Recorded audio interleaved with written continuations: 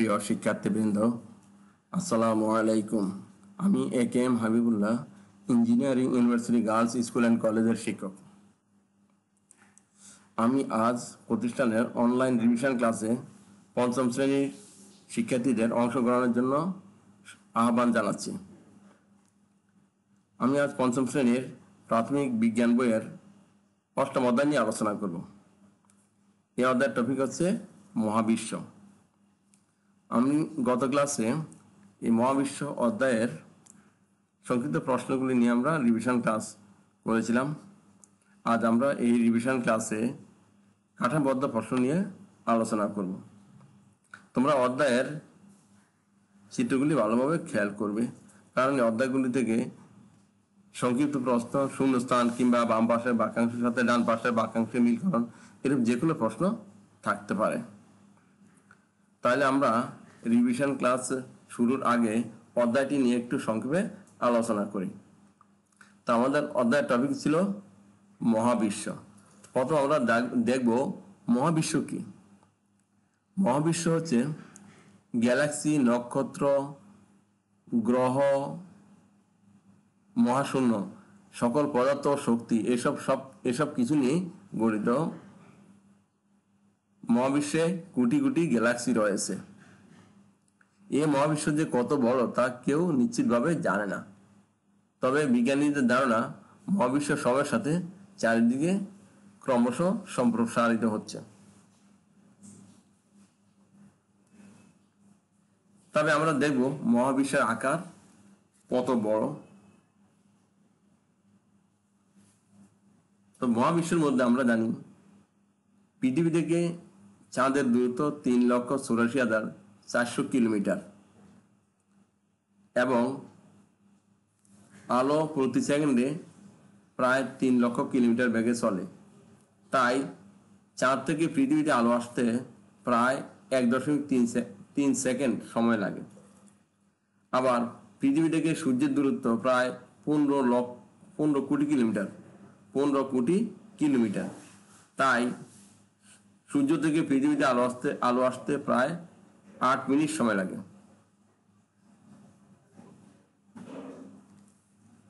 আমরা আরো দেখি মহাকাশের গ্যালাক্সি সমূহের মধ্যে মিল্কি ওয়ে একটি গ্যালাক্সি। স্যার এডিংটনের মতে প্রতি গ্যালাক্সিতে গড়ে 10 সহস্র কোটি নক্ষত্র রয়েছে।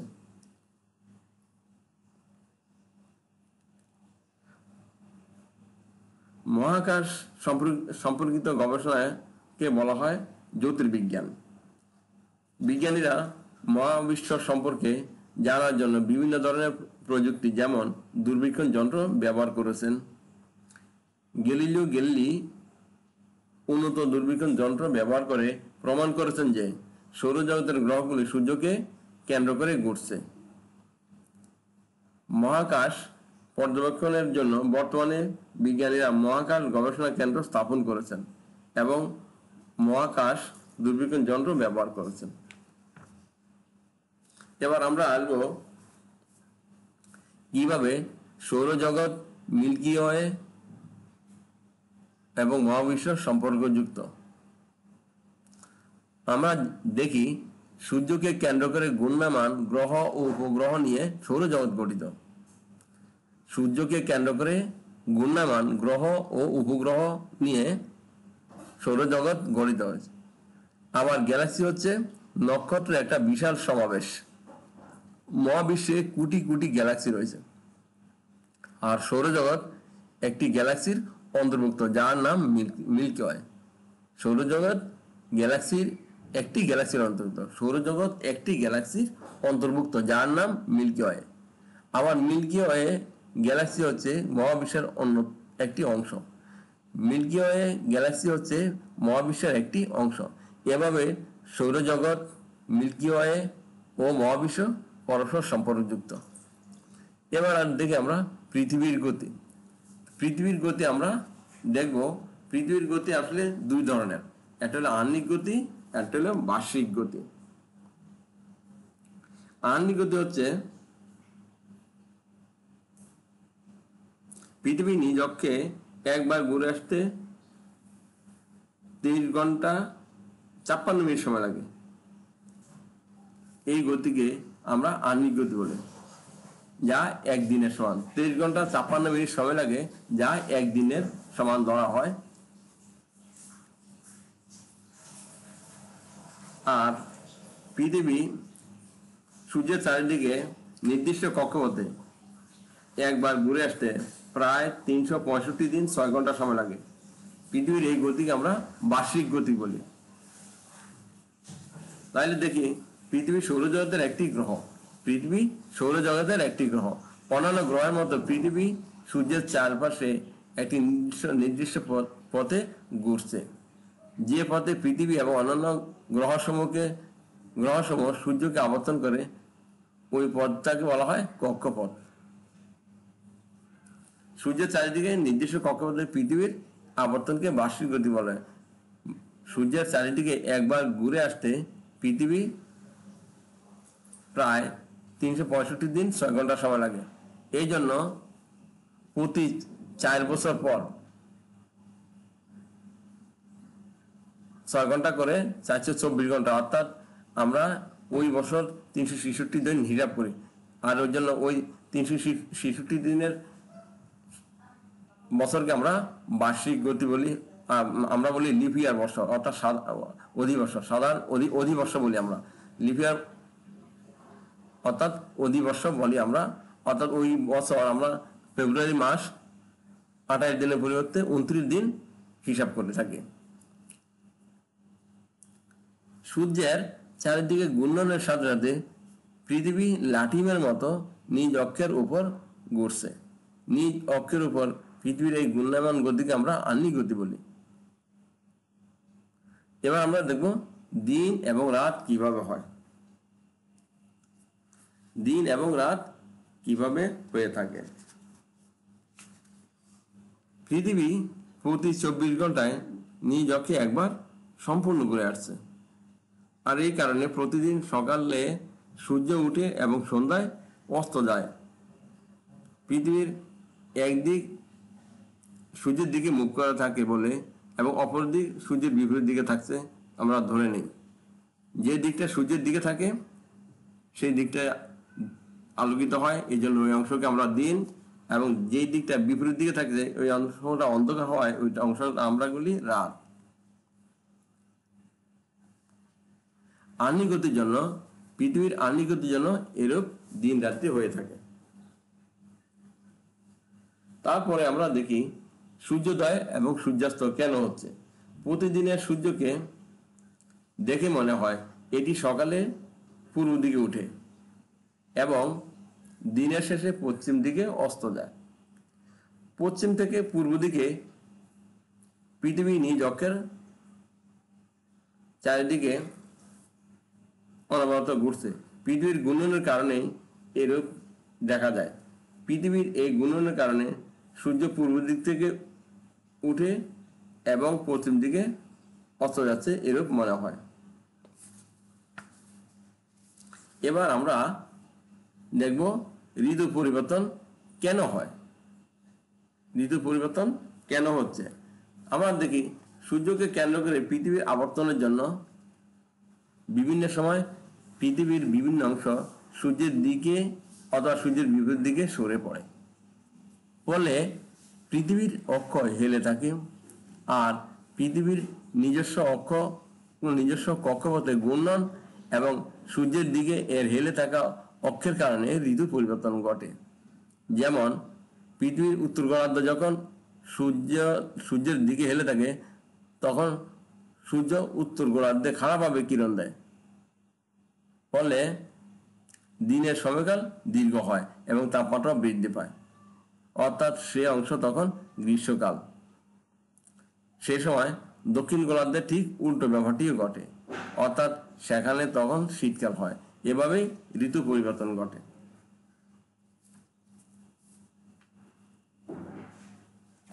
এবার আমরা দেখব চাঁদের দশা কেন পরিবর্তিত হয়। চাঁদের দশা কেন পরিবর্তিত হয়। চাঁদ কখনো বড়, আবার কখনো ছোট এবং কখনো গোলাকার অথবা অর্ধ গোলাকার মনে হয়। চাঁদের উজ্জ্বল অংশের আকৃতি আকৃতির এরূপ পরিবর্তনশীল অবস্থাকে আমরা চাঁদের দশা বলে থাকি। চাঁদ কখনো বড় আবার কখনো ছোট এবং কখনো গোলাকার অথবা অর্ধগোলাকার মনে হয়। চাঁদের উজ্জ্বল অংশের আকৃতির এরূপ পরিবর্তনশীল অবস্থাকে আমরা চাঁদের দশা বলি। অর্থাৎ কখনো আমরা বলি পূর্ণিমার চাঁদ, আবার কখনো বলি অমাবস্যা। আর পূর্ণিমা চাঁদ বলে অর্থাৎ চাঁদ যখন পূর্ণ গোলাকার হয়ে উজ্জ্বল দেখা যায়, ওই অবস্থাকে আমরা আলোকিত অবস্থার জন্য ওই অংশটাকে আমরা বলি চাঁদের পূর্ণিমা। আর যখন চাঁদ একবারে চিকন হয়ে যেতে বেনিশ হয়ে যায়, অদৃশ্য হয়ে যায়, ওই অংশটাকে আমরা বলি অন্ধকার অর্থাৎ অমাবস্যা। অর্থাৎ চাঁদের আলোকিত অংশের পরিবর্তনের কারণে চাঁদের দশার পরিবর্তন হয়।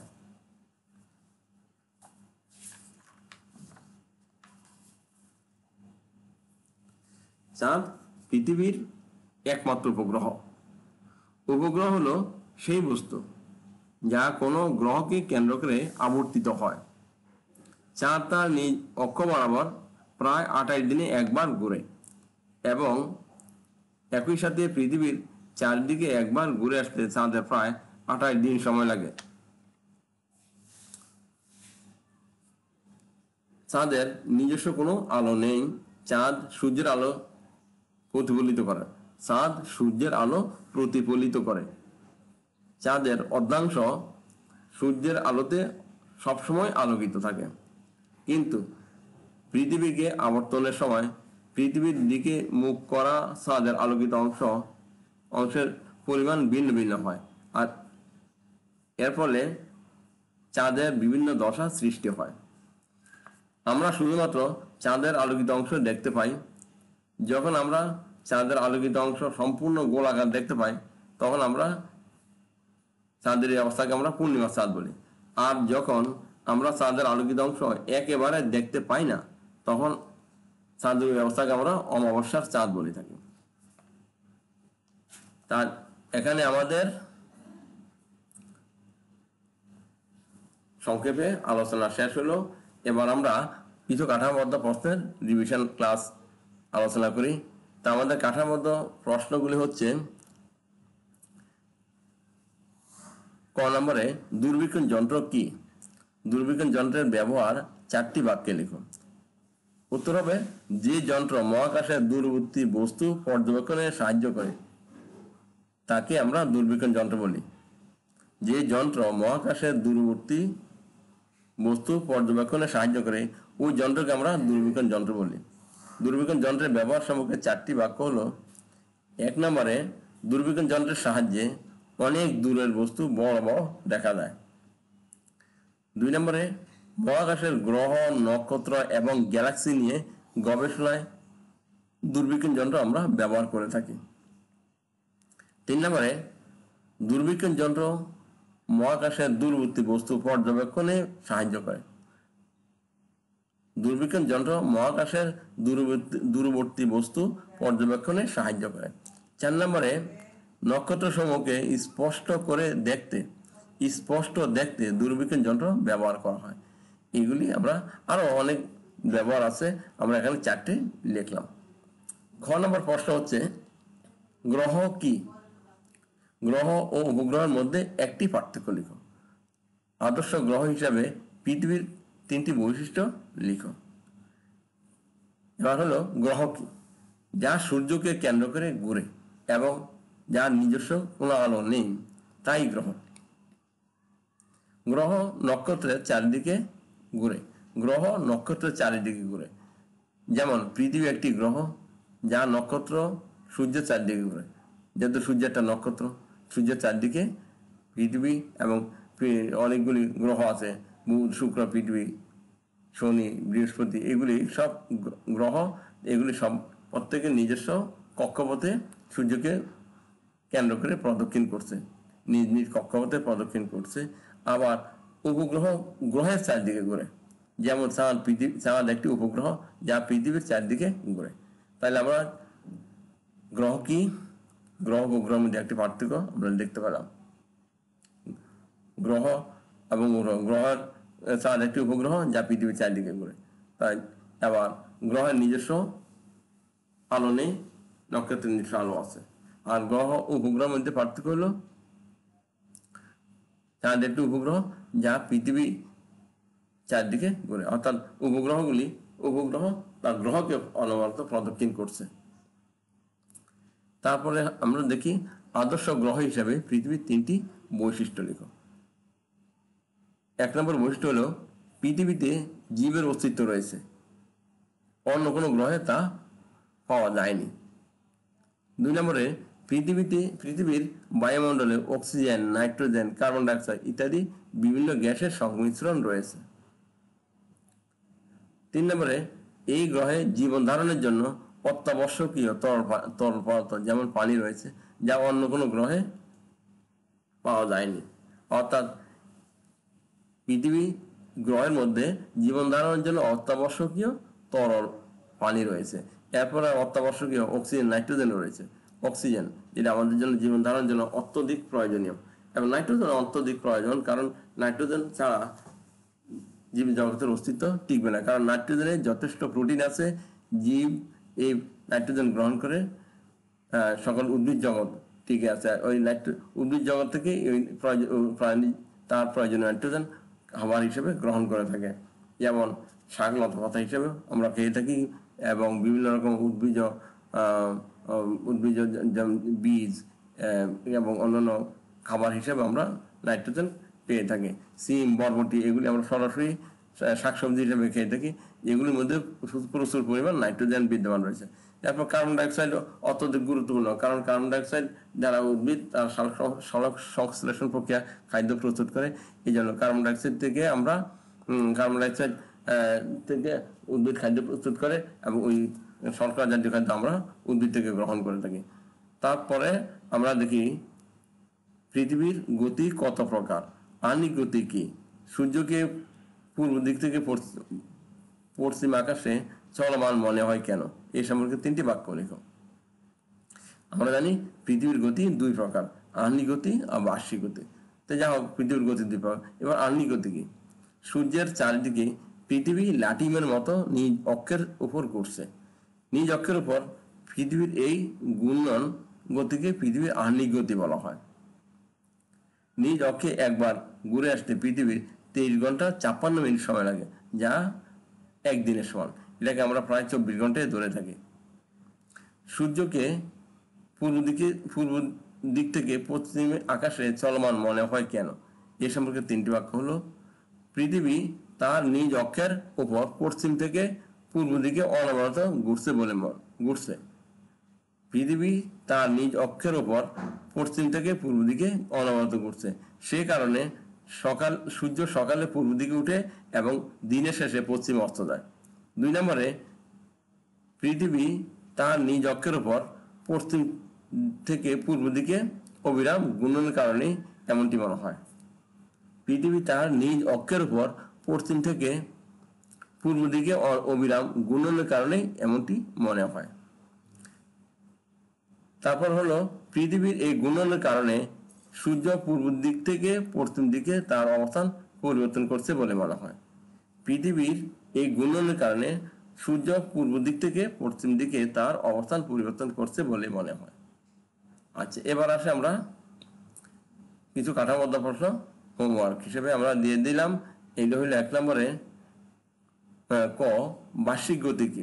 গ্রীষ্মকালে রাতের সময়কাল দিনের তুলনায় কেমন থাকে?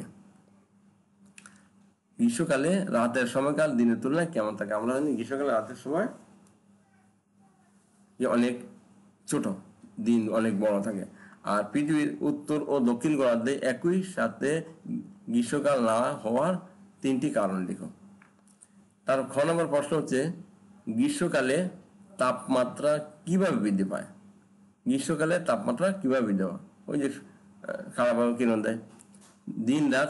দিন রাত হওয়ার পরীক্ষা শ্রেণীকক্ষে কিভাবে করবে তা 4টি বাক্যে লেখো। তারপর প্রশ্ন হচ্ছে চাঁদ কি? চাঁদের নিজস্ব আলো নেই কেন? 1টি বাক্যে লিখো। চাঁদের দশা পরিবর্তন সম্পর্কে 3টি বাক্য লিখো। তা আজ আমরা এই পর্যন্ত আলোচনা শেষ করলাম। তোমরা প্রশ্নগুলি তোমরা আগেও শুনেছ, আর আবার এটা এই রিভিশনে একটু আলোচনা করলাম।